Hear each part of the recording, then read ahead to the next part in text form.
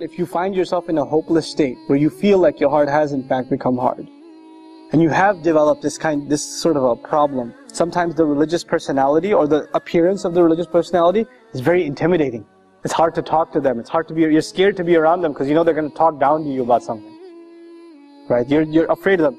Sisters that don't wear hijab, they cross the street and go the other way. Go, oh, there she comes again, hijab police. Right? She's going to tell me something. She's going to say something. Make me feel bad. Right? Now, on the one hand, that's paranoia, but on the other hand, sometimes it is true. There are people that are very condescending to others. They're arrogant towards others. Tell me this. Weren't you a party animal not too long ago?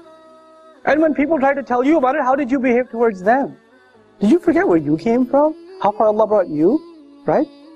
People forget that. People forget where they used to be and where Allah brought them. And then years later, they see someone who's a party animal and say, Astaghfirullah, I can't be like, how could you be like that? Where were you? That guy should remind you of yourself. You were exactly like that. So you should remember Allah's favor upon you. وَكُنْتُمْ عَلَى شَفَا حُفْرَةٍ مِّنَ النَّارِ. You used to be at the very edge of the fire. فَأَنْقَذَكُمْ مِنْهَا. He pulled you out of it.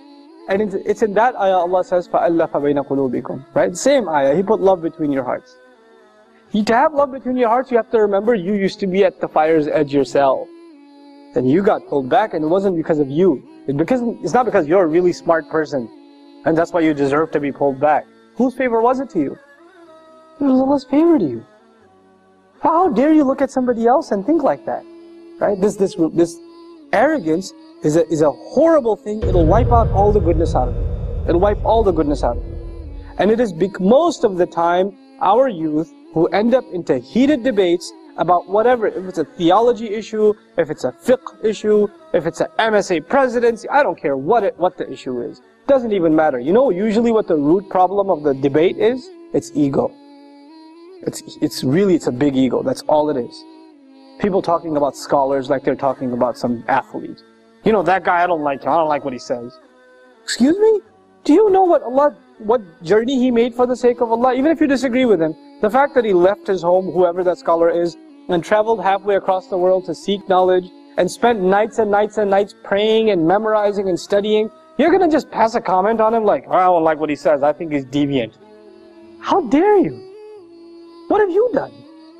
What puts you in that position to be able to say that? And you know, if you disagree with a Muslim and you think they're wrong, what should be your first attitude towards them?